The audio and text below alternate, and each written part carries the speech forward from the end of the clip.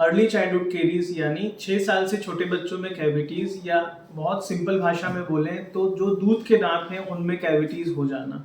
आज हमारे पास एक ऐसा केस है जिसमें बड़ी बहन को भी कैविटीज़ रही है, उसकी भी हिस्ट्री हमारे साथ, उनका भी ट्रीटमेंट हमने किया। और आज फॉलोअप विजिट में हमारे पास छोटी बहन आई है। तो जो ये है बच्चा, ये 3 साल का है हमारे पास, बहुत प्यारा सा नटखट बच्चा।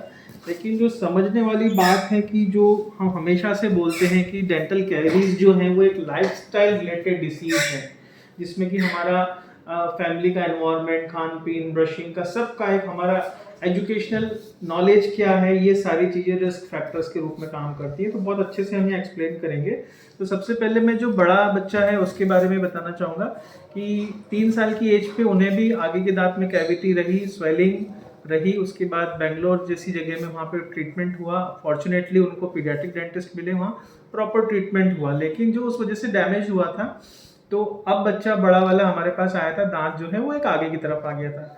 ऐसा इसलिए हुआ था क्योंकि दूध का दांत जो है उसमें रूट कैनाल जैसा प्रोसीजर करने की जरूरत पड़ी थी। प्लस कोविड के टाइम पे वो टाइमली उनको गाइडेंस ना मिल पाई और वो ओवर रिटेंशन हुआ, मतलब दांत के ऊपर दांत आ गया, तो उस वजह से वो दांत आगे चला गया।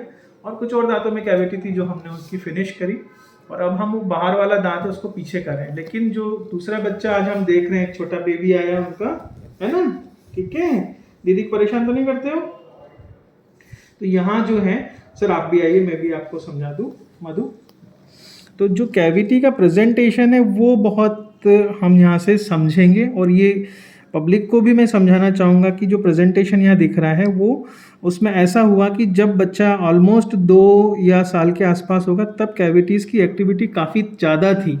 वो देख के और बड़े बच्चे के एक्सपीरियंस के साथ देख के, या फिर जब इनके ट्रीटमेंट के लिए गए होंगे, जब आपकी समझ बनी होगी इस विषय पे, तब से आपने ब्रशिंग बहुत अच्छे से शुरू करा दी इनकी, पर ट्रीटमेंट नहीं हुआ। तो यहाँ हम देखेंगे कि जो पोटेंशियली स्टेगनेंट एरियाज है, मतलब मसूड़ों के पास वाला जो जस्ट एरिया है, जब ये दांत इतना सा, मतलब ऑलमोस्ट 2/3 निकला था, तब तक तो कैविटीज एक्टिविटी काफ़ी थी और यहाँ पे प्लाक भी जम रहा था। बट चूंकि आपको अवेयरनेस हुई, एजुकेशन मिला इस फील्ड में, तो आपने ब्रशिंग बहुत अच्छे से शुरू करी, तो ये कैविटीज साफ होती गई और ये वहीं की वहीं रुक गई हैं।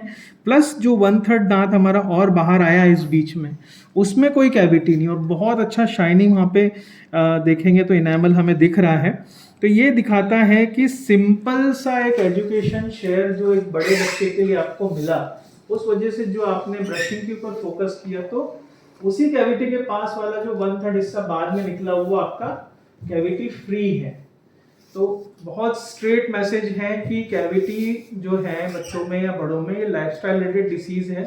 अगर हम रिस्क फैक्टर्स को अगर अच्छे से जान जाएं, उनके ऊपर काम शुरू कर दें, तो हम कैविटीज को बढ़ने से भी रोक सकते हैं, प्लस उसके कॉन्सिक्वेंसेस को भी रोक सकते हैं। जैसा कि हमने बड़े बच्चे में जो डिफिकल्टी आ रही है, दांत आगे पीछे हो गया, उसको भी हम अब करेक्ट कर रहे हैं। ये सारी चीजों से हम बच सकते हैं, ठीक है। तो नजरअंदाज ना करें, अगर बड़े बच्चे को प्रॉब्लम है तो छोटे को डेफिनेटली कुछ न कुछ हद तक वो प्रॉब्लम दिखेगी, ऐसा हम समझते हैं और स्टडीज भी ऐसा बताती है।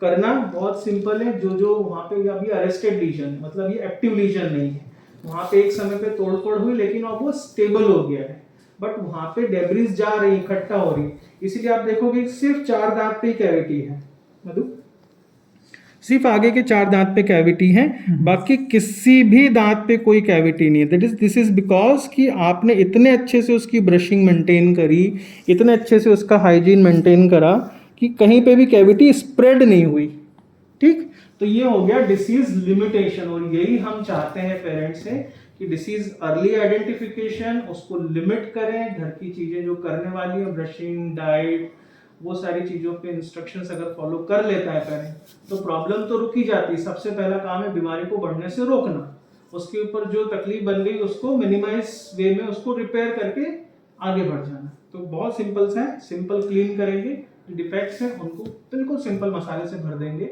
हमें ना तो रूट कैनाल करने की जरूरत है, ना ही कैप लगाने की जरूरत है, कुछ भी करने की जरूरत है, ठीक है। तो ये एक बहुत अच्छा, रियली अप्रिशिएबल कि आपने इन चीजों को देख के छोटे बच्चों को उसी समय आपने केयर दे दी और इन चीजों को रोका। तो नजरअंदाजी ना करें, बच्चे बड़े प्रॉब्लम है इन सब चीजों से। फोटो वीडियो बना के, इस तरह का बना के आप जरूर शेयर करें, तो हम आपको भी इस तरह से कुछ ना कुछ इन्फॉर्मेशन शेयर कर सकते हैं। नमस्कार।